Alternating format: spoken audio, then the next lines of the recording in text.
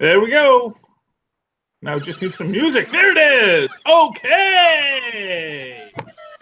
Hello and welcome once again to Superconnectivity. I'm your host, Charlie, the Professor Esser, and with me as always is... Phil Perich.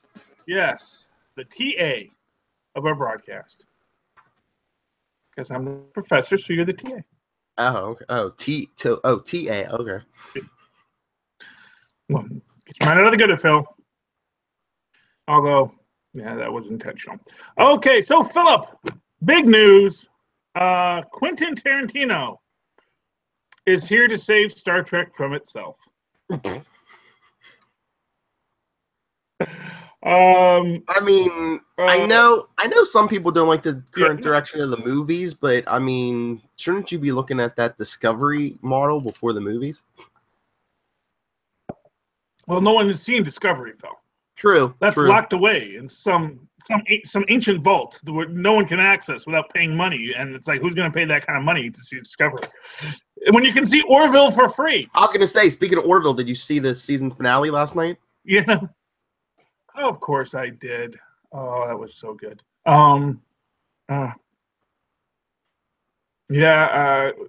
Isaac is just an awesome character. I loved that. It was cool. It was perfect. It was. I mean, it's such good Trek. Oh yeah. You know. And honestly, to put it to you simply, this is why I think Tarantino is the right man for the job. Because basically what has happened is Abrams crashed Trek. He ruined it. You know, it's all lens flares and style over substance, you know. Same thing that happened with over in the DCEU, which we'll get to in a second as well. And I mean, he did did Star Wars: The Force Awakens. I mean, do you really want the same guy, helming Star Trek and Star Wars? They're two different tastes. Yeah. Actually, I kind of like the Force Awakens, but what? I'm not saying I don't like it. At least you did something different. Yeah, I mean, I did not like the Star Trek movie. I like the original Star Trek the movie better than this Star Trek the movie. Is what I'll tell you. V'ger at least was a Star Trek idea. Mm-hmm. You know. And that I think is a really telling point about it because the other thing that CBS is going to lock away in its vault never to be seen on CBS Now or whatever it's called is their rebooting of the Twilight Zone. Really? Yes. I was very excited when they said, and it'll be on CBS's streaming services. Oh, too bad that's never going to be seen. I mean, I guess it's nice for some cash, but it's like, wouldn't you want to put that stuff on your? If they put that on the actual broadcast network, wouldn't they? Yeah, well, they actually do a lot better. They actually got whichever one did Get Out, Key or Peele. I forget who. I still don't. I honestly believe that's a Mandela for me. That's a Mandela effect for me. That I never know which one it is because every time I think it's the one, it's the other. It's like which 1940s copper penny is worth a lot of money. Every time I think I know. And then it's like, no, it was the other one. And then I get that one, and I go look again, and nope, it's the one you don't have. It's always the one you don't have. So I'm always switching between dimensions. You see, that's my thing. It's not that I don't believe in the Mandela effect. It's so much of the background noise of my life. There's an infinite number of Charlie Essers, and we're all just switching in each other's lives. We're like, okay, the Mandela effect is the least of the chaos in your life. Oh, please tell me about it. Anyway, but yeah, so it sounds great. It sounds awesome. Paywall. Again, for one show. And not for nothing. And let me give you an example here. When Netflix did original content for Marvel, there was a lot of Marvel content that was contemporaneous to it. Okay, that I could say, okay, I like the Marvel movies. I'm loving Agents of S.H.I.E.L.D. This is part of that same universe. It's worth the risk to buy in. Yes. CBS, they're like, okay, we're going to do a Star Trek, but it's not going to be tied into the original movies. Or it's not going to be tied into, it's not tied into the original series. It's not tied into the new movies. It's its own thing. You know, is it going to be a Deep Space Nine? Is it going to be Enterprise? We don't know, and we never will. And that's its problem. But here's why, and I want to get back to this, here's why I think Tarantino is the right man for Star Trek. Because in the J.J. Abrams verse, he's kind of driven it off a cliff. He's gone into this weird place for it. And you can do two things. You can do what DC does, which is pull the wheel randomly and wildly, just saying, oh, how do I get out of here? We don't know what we're doing. Or you can say, okay, we're in a skid. Remember my driver's safety lesson. When I'm in a skid, I turn into the skid so I can regain control of the vehicle. Mm-hmm.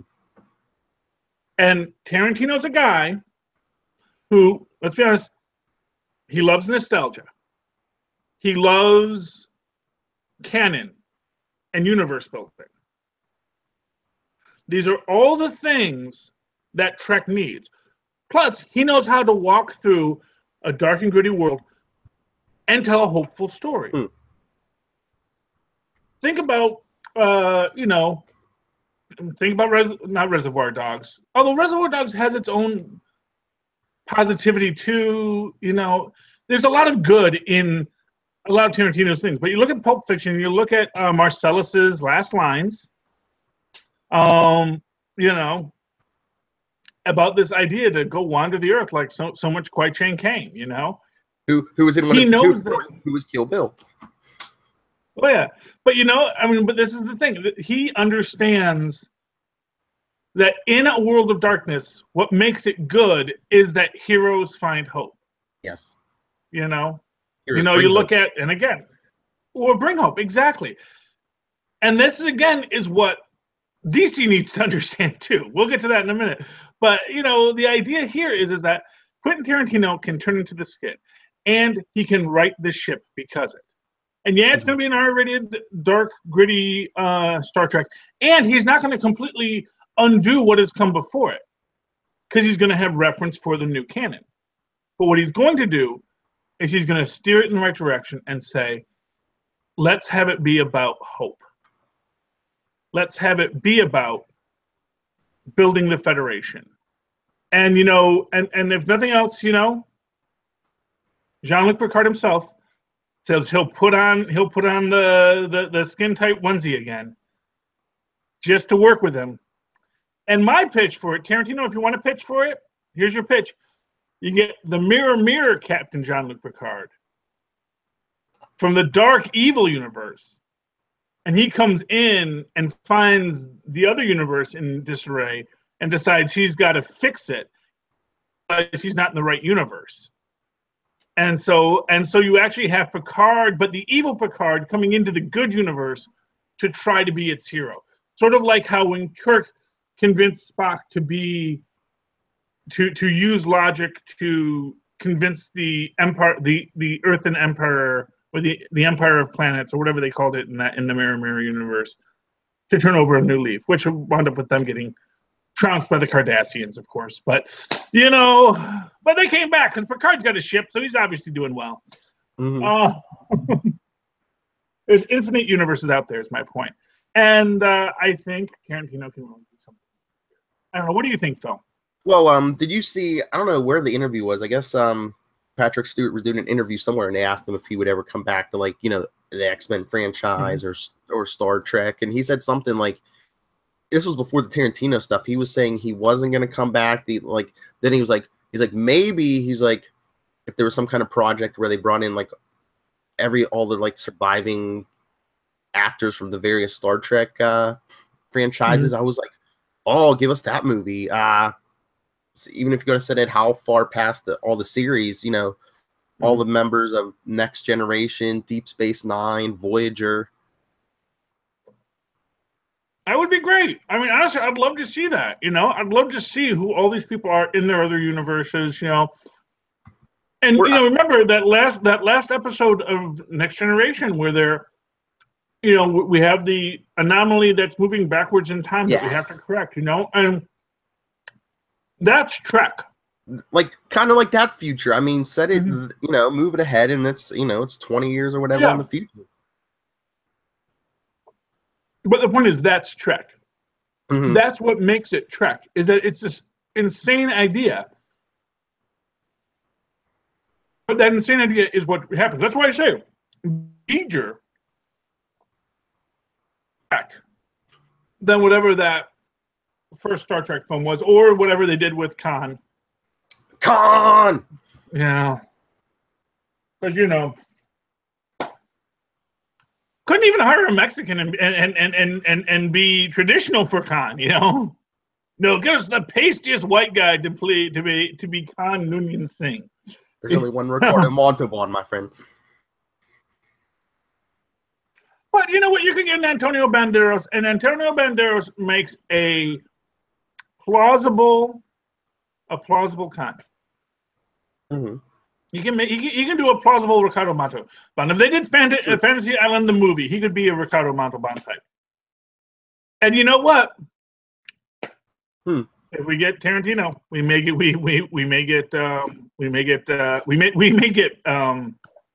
I've forgotten his name. I just said his name and I've forgotten his name. Antonio Banderas. Antonio Banderas is Khan. He'll just come back and says, "Why is this white man playing me?" You know, I don't know. Aren't you Doctor Strange? I don't know. But this is my thing. I think you need someone to turn into a skid, which is why. And here's my idea. Okay, you want to save the DCEU. You don't do what DC is doing, which is going, run away, run away. We never meant to do that. We're not doing that at all. What are you talking about? Quit looking at us. Pay no attention to the men behind the curtains. They should say, okay, we did a dark, super stylistic film that nobody likes, or that a lot of people like, but it's not doing as well as it should be. Considering that it has freaking Batman, Superman, and Wonder Woman in it. Yeah. You know? And I think it was like, oh, it's doing just well. It's like, yeah, compared to a Thor film, you know. I mean, that's the thing. It's like, it's not like Thor is coming in there as everybody's favorite Avenger. It's like, no, I'm Thor Ragnarok, and like, yes, it's performing way better than it should be. This film should be doing better, and it's not. And that's why people are upset. Executed properly, Justice League should do more money than any Avengers movie. Because I mean, like I said, Batman, at least Batman, Superman, and Wonder Woman are more of a household name across the entire world than like Iron Man, Thor, Black Widow. Yeah, I mean the biggest like commercial name in Avengers is freaking Spider-Man. You know, I mean that's it. It's we got Spider-Man, okay, you know, and people, oh, I know who Spider-Man is, but everybody else is like, oh, I think I have a vague recollection. But you know, but this is why DC needs to get Benicio del Toro to direct, to be their visionary for the rest of DCEU for right now, because he knows how to take big dark spectacle and tell a story.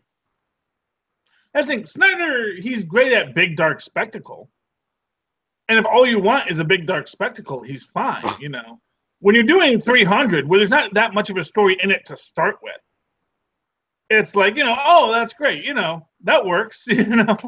Well, I mean, we had this discussion online the other day. I mean, that's what I said. The whole they tried to Batman the whole universe. The whole universe shouldn't be that dark. That Batman dark. Well, but the thing is, it's not that they tried to Batman it. It's that they Batmaned it poorly. Yes, that too.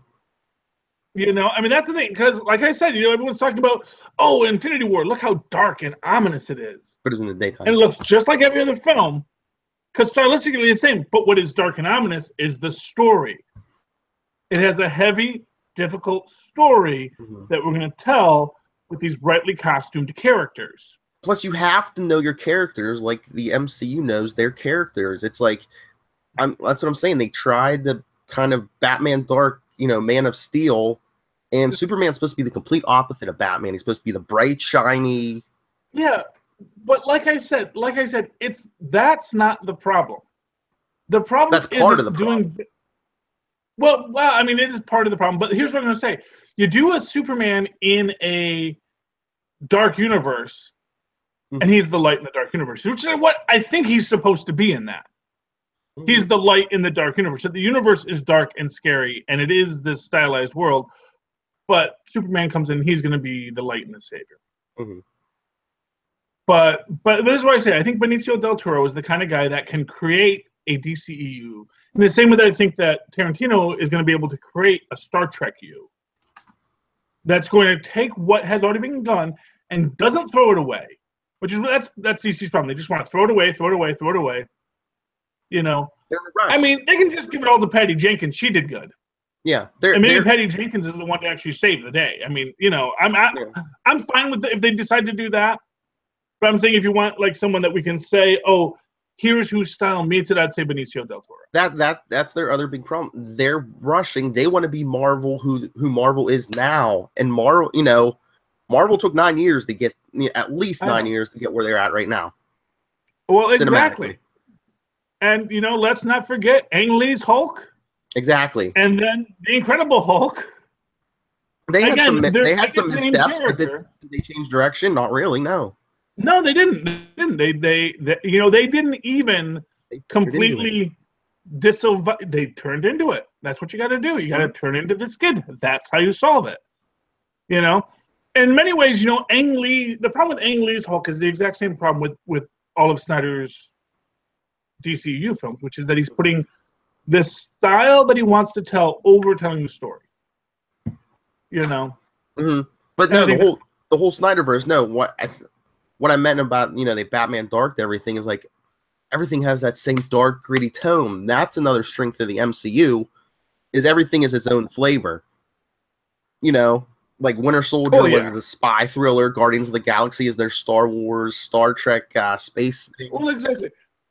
And to that extent, you know, DC kind of thought of a good idea and then completely ran away from it. Mm-hmm. Which is that they might, this is the rumor, and if they actually were to embrace this, I'd say, yes, that is brilliant, is they're actually not building towards a DC superhero universe. They're building towards the Legion of Doom film. That's fine. As long as the writing and stuff is there, it's fine. But that's the idea, is that you introduce all these different villains. We've already introduced Lex. Mm-hmm. And he's a little bit, he's a Chihuahua Lex, but you know what?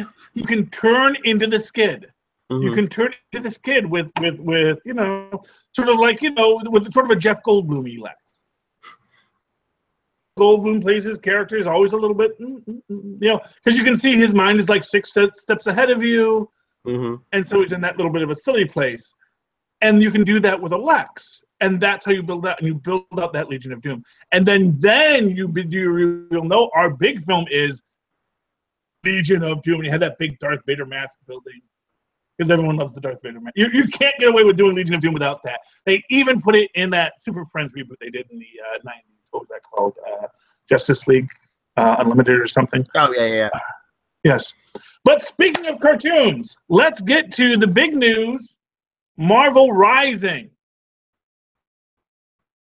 Okay, obviously it's only big news to me. So Marvel's next big animated film, it's called Marvel Rising Secret Warriors. Mm-hmm. It stars Ms. Marvel, Quake, Spider-Gwen, who's being called Ghost Spider, Squirrel Girl, Captain Marvel, and probably some other people too. But here's like the big mystery around it right now. Chloe Bennett is going to be voicing Quake in Marvel Rising Secret Warriors. Her name is Dove Cameron, is voicing the Spider-Gwen character. And then Dove Cameron, without a name for her character on IMDb, is going to be in the second half of Agents of S.H.I.E.L.D. this season. And so this got a lot of people thinking, And I'm going to tell you this. I went to IMDb. Do you know what Dove Cameron look or Cameron Dove? Is it Dove Cameron? No, it's Cameron Dove. It's Cameron Dove. Last name is Dove. It's weird because you would think like Dove would be the first name and Cameron is the last name, but no, it's the other way around. But Cameron Dove, what she looks like? I remember I saw a picture of her with Phil Coulson. She's a blonde. She's a little blonde girl. She looks like Gwen Stacy. Yeah. And it's like we're gonna get Spider-Gwen in Agents of S.H.I.E.L.D. Because we've got deals. We got deals in the works. Spider-Man. So, we're friends with them now. Is that included in that Spider-Man MCU deal, or do they have to make like a new deal with that? Well, it's possible that Spider-Gwen isn't even in the original Sony deal, and that may be why she's called Ghost Spider. You know, because it's one of these things where it might be just close enough for government work, and so they're like, oh no, she's not Spider-Gwen. What? No, that's Ghost Spider. No, you see, you're confused because Spider-Gwen's costume is pink. Her costume is puce. You see, it's a completely different look there. Or they make it like black and white or something. No, something like that. I don't know. But that's the thing. And so we might be getting a Spider hero in Agents of S.H.I.E.L.D. And that excites me, if for nothing else, then I really feel like the long-standing feud between Marvel TV and Marvel Cinema is over. I think everyone's being friends now. That doesn't mean that Phil Coulson's going to be in the Avengers or they're going to do these crossovers. No, they're still going to be in their own universes. But I get the feeling that they're more willing to let things move, let bigger characters come into the TV universes, and maybe someone will get to do a guest spot, do a cameo, get a last-minute scene and something in a movie, just for fun, just to give the fans what they want. But I get the feeling like they're talking and they're friendly again. It's because at the end of the day, that's the whole point of having Disney run it, is that you can have your little bitter squabbles, and then eventually Disney says, "You're hurting my profits. Stop it. Don't make me come down there, young men." And to that extent, the great DC Marvel Fox contract is now in the fine print stage. Yes, for those of you who aren't nerds, this is our royal wedding. This is like for all of you who are all about Merkel and Harry, and they go, oh, what did he do? This is like, oh, what does the fine print say? Oh my goodness. Are they keeping the X-Men? Is it going to be a contiguous universe? But this is our royal wedding. Although there's one thing I wanted to say about the Merkel marriage with Prince Harry. Everyone keeps on talking about, oh, that means Prince Harry's kids could run for president. It's like, yeah, but also Prince Harry's wife could run for president. So let's talk about that. Maybe maybe he becomes the first dude to President Merkel. She's socially active, and she's going to be in the world of politics now, because she's got to go be an ambassador and stuff. Because that's some stuff you have when you're in the royal. Is like, you don't get to be a royal for nothing. You got to go around and issues and raise awareness and be this whole political figure without a vote. Kiss some hands, shake some babies. Yeah, that's what you got to do. And so she can come back to the States as, Princess Merkel, and she could run for president. And America, we love them royals. They're going to vote her right into the White House. You watch. Hey, it's getting closer. I mean, we have a foreigner for a first lady, so yeah. Well, she's not a foreigner. She's an American. It'd be just another foreigner first lady, except it'd be the first dude. I mean, he's technically a prince, but, he's like second in line. It's not like he's going to be king someday. First Harry. Dude. He's the spare. Well, he's the dude. He's the royal dude. That's his job. He's the spare. He's not the heir. But yeah, so that's that whole thing. But yeah, so I'm excited about that. So what are you excited about? Does that excite you at Oh all? yeah, I mean, and already I can't tell you how many times in the last like 2 days I've seen the headline. Oh, could this deal lure Hugh Jackman back as Wolverine? Yeah, probably. But honestly, I mean, he already did his Old Man Logan. Yeah, I but it don't was think set we in the want future. Oh. any older men Logan. Oh, you're not. Yeah, but you're gonna have Disney money then. You could CGI some wrinkles, buddy. Oh yeah. Oh no. You can. No, I mean certainly because they're aging up and aging back. Everybody. You know they did teenage Robert Downey Jr. I always call him Morton Downey Jr. They did teenage Robert Downey Jr. again. Yeah, they can totally go back and redo it. Yeah, you know. They do that with poor old Peggy Carter or Haley Atwell every week, putting the little glue on her face so that she can. Hey, we're gonna make you old. Let's make you young again. Let's make you a teenager. Let's do this. You know. All right. Here's a question: if the whole deal goes through, do you drop Deadpool into the MCU? Oh, I think at some point you have to. Yeah, but I mean, he's very rated R, shall we say? That's fine. You know, Disney can do a rated R film. I know, but I'm just saying. I mean, the rest of the MCU right now is. I mean, it's PG-13, but it's not R. Yeah, but okay. First off, as I've said before, you can do Deadpool in a G-rated film. You just have to have him acknowledge it and be annoyed by all of his limitations. Mm-hmm. But the counterpoint is that even if you don't do that, you know, you can have him in an R-rated film. You can have him doing his thing, and what you'll do. Here's what I'll tell you. Here's what you're going to do if you actually do have Deadpool in the Marvel Cinematic Universe. Is you're going to have him meet Gwenpool. Mm. And you're going to have that cross-universal, you know, what universe are we in thing here, you know? Because honestly, that was the most amazing scene in Gwenpool when Gwenpool faced Deadpool. And, you know, she was using her basic, you know, self-awareness powers to alter the universe. And then all of a sudden Deadpool said, you just did it and you clicked my brain and now everything changes because I've actually been doing this way longer than you have, sweetheart. And so that was great. And that's, you know, and you're going to interact with that and you get Howard the Duck in there, which was great in the Deadpool. What was that, 500th issue or whatever episode issue that was? Whatever one that was, yeah.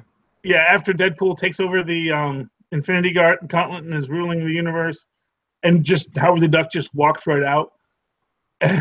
And says, "Because I was you before you were you, buddy." Oh, you know what movie I want? What? The Deadpool Rocket Raccoon road trip movie. Oh yeah, with Deadpool the Duck. Oh no, that was a different one. Well, yeah. Well, I mean, there was when they did Deadpool the Duck, and you know, because Deadpool gets merged with Howard the Duck, and then they hang out with Rocket Raccoon. That was classic. Although I did like when they were captured by the Collector, and then you got the owned the female version of themselves for them to mate with.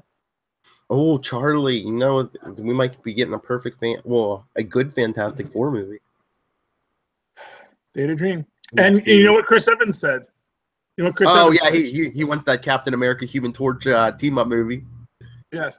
And you know what? And immediately, that's the thing, is like he did that as a joke. And immediately people said, well, you know what? He'd be a perfect guy they'd do a great to do a World War II set one where he was the original Human Torch. Mm-hmm. And they said, why does he look like me? It's like, he's a perfect human, so we modeled him after you. Evans went, I'm not going to do twice the work. Yes. Guy's got to watch what he says. Although, interestingly, speaking of weird, crazy ideas, so they're like kind of talking about maybe making Batman the Black Widow of the DCEU. Because they're gonna get his own solo movie. Not gonna get his own solo movie, but he's gonna be in everybody else's films. And we're gonna have the Batfleck going from film to film as the glue that holds everybody together. And I think that might be a good use for Batman. I mean, you think so? Because I mean, in the last, you know, since '89, I mean, how many Batman movies have we gotten? Like 7, not counting Batman versus Superman. We got there's been 7 Batman movies. Yeah.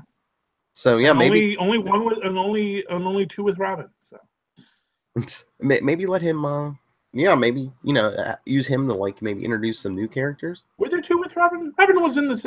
Yeah, there was two with Robin, he was in the one because he was with because Val it was Kilmer, Mr. George Freeze. Clooney. And, Yeah. Yep. Same Robin, different Batman. Mm-hmm. Same Alfred through all four of those. Yeah, well, he's an old British man. It's like, this is the only job I can get. I buttle in movies. Yeah, well, but hey, good. And of course now Alfred's not as old anymore, and much more of a Green Beret, because that's what Green Berets do. They retire, and then they make penny force. That seems to be the direction of this of our era. They're just de-aging Alfred and Aunt May, man. They're racing. Yeah, but can we just say for a moment that clearly the Waynes were really cheap? I mean, like, just insanely cheap, because basically they hire Alfred because he's a bodyguard guy to do everything. Was it, Alfred, why don't you do all the cooking and cleaning too? Me, because I'm the world's greatest killer and I'm here to protect you and your family. No. You cook and clean. I'm going to take my kid out to go see a movie, okay? We're just going to cut through Dark Alley. Suicide Alley, But you stay home and cook. Guy, we're paying to murder people so they don't murder us. You stay home, cook and clean. I'm going to take my son and wife through the most crime-ridden part of Gotham, because it's going to save us a few minutes getting to the car. And you know what? Because he wanted to get on the street parking. The Waynes are cheap. How do you think you make a fortune? How do you think you make a fortune? You don't spend money. Well, yeah. Cheaper than Scrooge McDuck is what I'm saying here. Yeah, but really think about that. It's like, we hired this Green Beret to be a protector, but he's not there when we actually need him. Mm-hmm. We're going to go to the movies in the grittiest part of Gotham. But you stay home. I want those croissants. I want that Spido dough so thin. So thin, Alfred.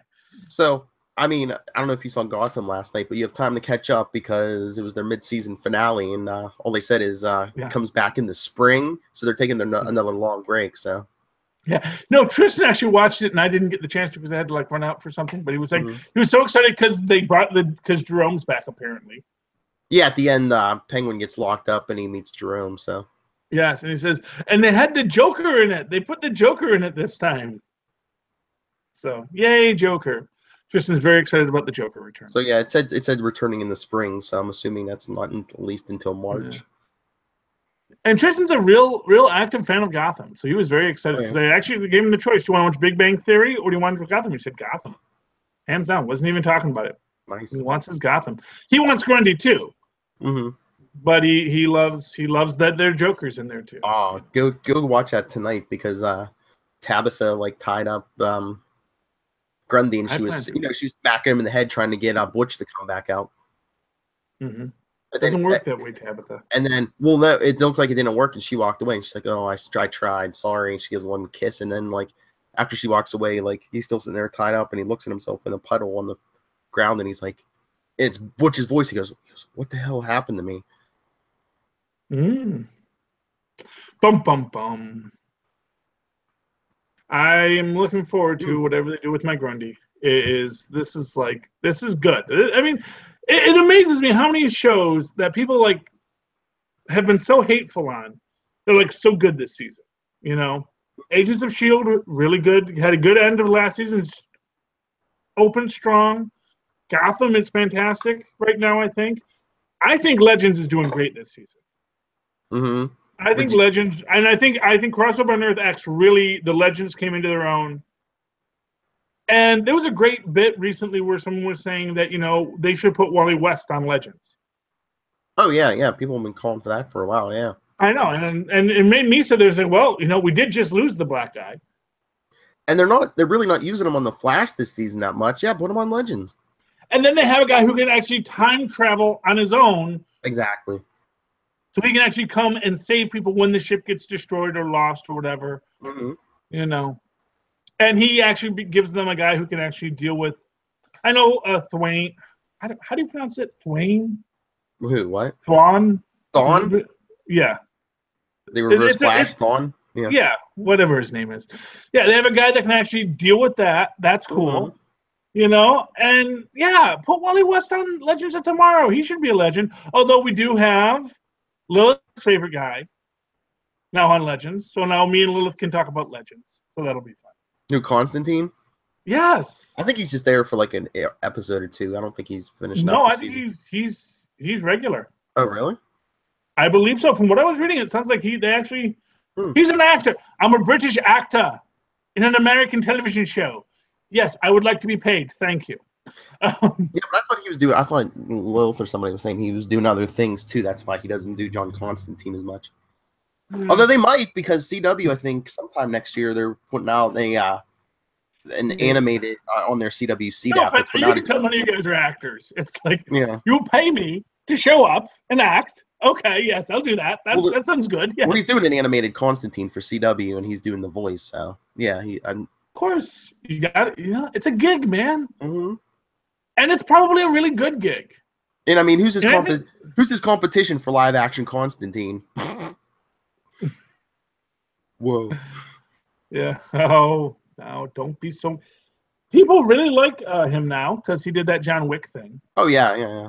People like the Wick, so you know. So that's that. Have to talk about to Lilith. Is Lilith with us tomorrow? Yes. Birthday girl, okay. Lilith Hellfire. Because I wish her. I declared a truce with her as my arch nemesis for this day.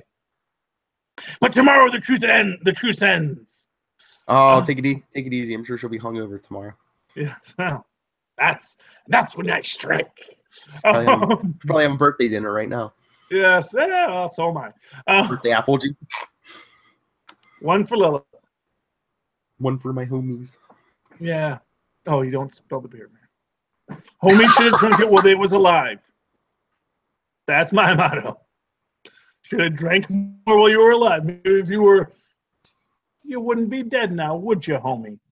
Oh, jeez. Instead of having a beef with someone, maybe should have just stayed home, had a drink, relaxed. Okay, that's gonna give us some cards and letters, I'm sure. Okay, did we cover everything? No, I can't believe you forgot that your last topic. Oh, which was backcasting. Doctor Strange into. Yes. Marvel has returned to us, and not some crazy half-dead century, but the actual Bob Reynolds, who's been hiding out on the top of Mount Everest. At the end of the last issue of Doctor Strange, Doctor Strange, he's climbing up the mountain and meets and not for nothing, man. There's never been a moment to make you say, oh, Bob Reynolds is totally Frank from Bayonne. You know, I mean, because it's like he's just sitting there, and it's just like this little 1950s house, you know, and he's mowing the lawn on top of a freaking snow-covered mountain. It's like, oh, you are so an insane beyonder.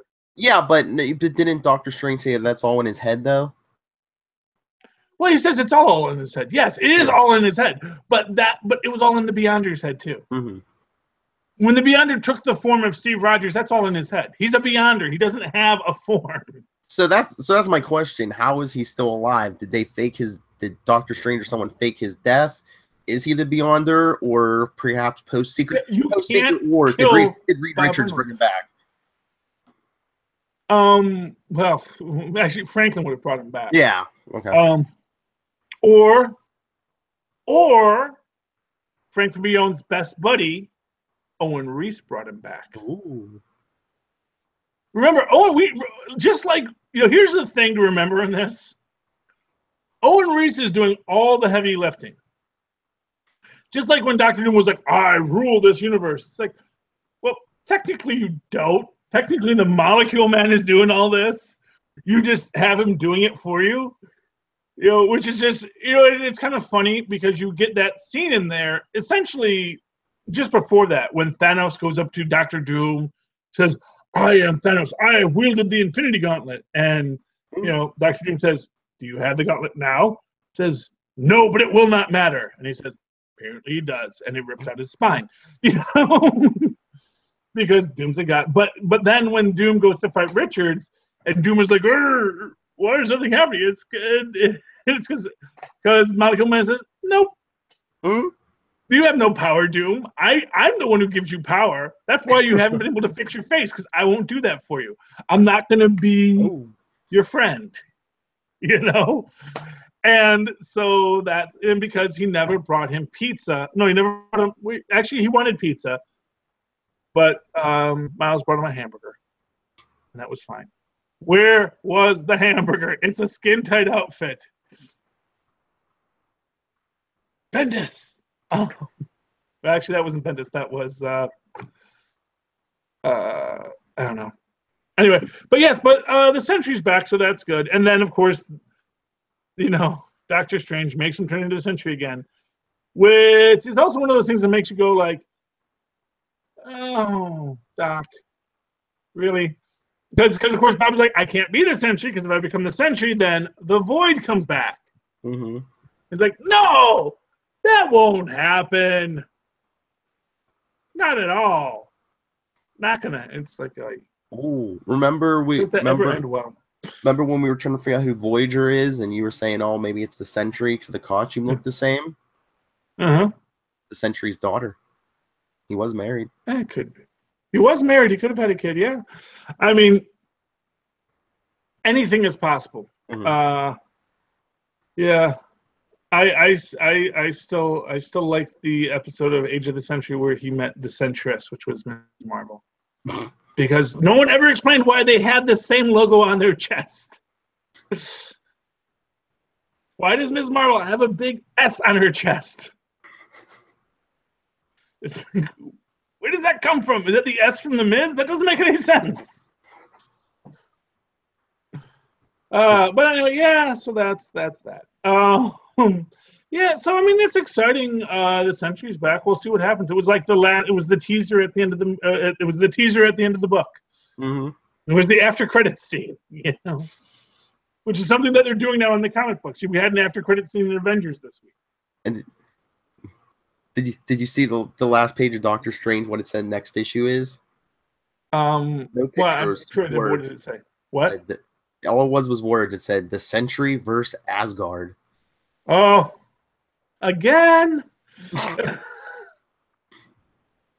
they're just redoing all the classics, man. Siege 2. It's Marvel Legacy. We do it all again. Yes. But that's not a legacy. That was like, what, 4 years ago?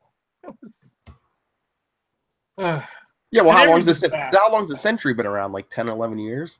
Well, that's true, too. Yeah, well, no, Sentry's been around since the beginning. Everyone knows that. Yeah, yeah. And but you know what's great about that is that you see them playing with that sliding time in the Sentry, because they go back and it's the 60s when he's there. When it's the 60s, it's the 60s, and then suddenly it's no one ever mentions it, but Vidr's doing a Sentry, and now the Sentry's coming into the story. What happens next, people? This is why Marvel is doing so well, and who knows what's going on over at DC? No one reads those books. Bendis. Yeah, good luck with that, DC. Okay, so yeah, so that was that. One thing I did want to mention, because Phil, what do you think about this? In Justice League, they make a point. Batman says, Wonder Woman says to Batman, eventually you're going to be too old for this, and Batman says, I'm already too old for this, or something along those lines. Danny Glover's it, yeah. Yeah, he totally Danny Glover's it. And we got a Nightwing movie coming. Mm-hmm. Nightwing winds up in the Batsuit at the end. I told you that then, getting a young enough actor. We're doing it for the audience now. Yeah, get a young enough actor, and you squeeze out a couple Nightwing movies, then you can kill off your Batman, and he can take over. You don't have to kill off Batman. Why do you want to kill people, Phil? It's Batman. He's not going to give up unless he's dead. You're not going to pry that cave. The way you're prying that cave away from him is from his cold, dead hand. Tell that to Terry McGinnis. Yeah, I just canned your butt. There we Yeah, go. but that Bruce Wayne was so old and infirm he couldn't throw a punch without like having a heart attack. Well, yeah, I mean, even in his Superman killer armor, and he's like, oh, I can't do this. Oh anymore. yeah, put strain on his heart. Yeah. He's old. You die, Batman. You die now. But at least you got married to Catwoman and had a nice, happy life, and gave birth to the new Batwoman. Yay! It was sad. Yeah. But we don't actually see him die. So, you know. But you know what? Before we go, who I do want to shout out to this week's episode of the Secret History of Comics.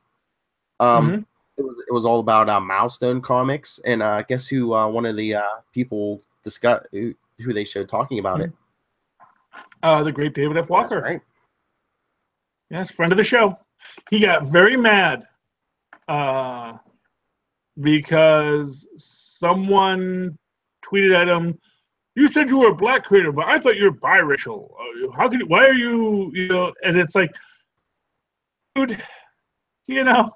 And honestly, yeah, really, my friend, don't ever question someone's affiliation in that way. He is black because you know what? He's black enough. You know, that's how he identifies. Yeah, well, exactly. And it's like, oh gosh, I mean, it was painful just the idea that someone actually went there, and it's like, oh boy. Okay, but yes, no, David F. Walker was on it, and that is awesome because David F. Walker is awesome. I almost felt like we were important because David F. Walker was on this week. Last week, Carter Andrews was on there, who I talked to before. So I'm like, wow, two people. Obviously, Phil, they listened to our show like everyone does. You know, you can't always believe what the numbers say because you know sometimes they download it and then they just bootleg us around the bullpen. Multiple people listen to one download. Yeah. All the great ideas are coming from these two guys. Write this down. Write this down. AMC, I'm willing to be on an episode. Yeah, well, there we go. Or whatever you're paying Chris Hardwick for doing Talking Dead, I'll do it for half. I'll do it for twice that. What, twice of my half? Yeah, twice of something. I don't know. Anyway. So that's that. Phil, if anyone would like to write to you in that old-fashioned email way or any other way, if they'd like to get in touch with you, how can they do so? If you would like to offer us jobs or do an interview or send us knock-knock jokes, we can get a hold of me personally, nightwingpdp@gmail.com. On Twitter, I am @nightwingpdp. And the Capes and Lunatics, capesandlunatics@gmail.com. And for any of our shows, the voicemail, 614-382-2737. That's 614-38-CAPES. Which is the really old-fashioned way our Moz and Paws once used. Okay, and of course, if you'd like to follow me on the Twitters, I live tweet things, which I sometimes do, including, hey, I guess tonight, Agents of S.H.I.E.L.D. Yay, they're back. At Charlie Esser, that's CharlieEsser. Look for the two E's in the middle for quality. And of course, write to me in an old-fashioned email way where our Moz and Paws wants to. That's superconnectivityblog@gmail.com. That's superconnectivityblog, all one word, @gmail.com. Thank you for connecting with us. Ladies and gentlemen, please super connect with us again. Well, we're under an hour. I want to do a half hour, but under an hour is good too. You're fine. I hope so. People crave your words. Goodness knows I produce enough of them.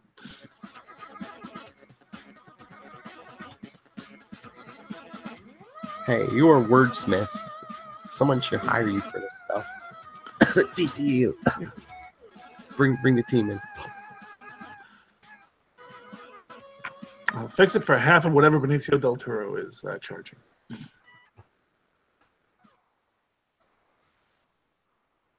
Famous last words.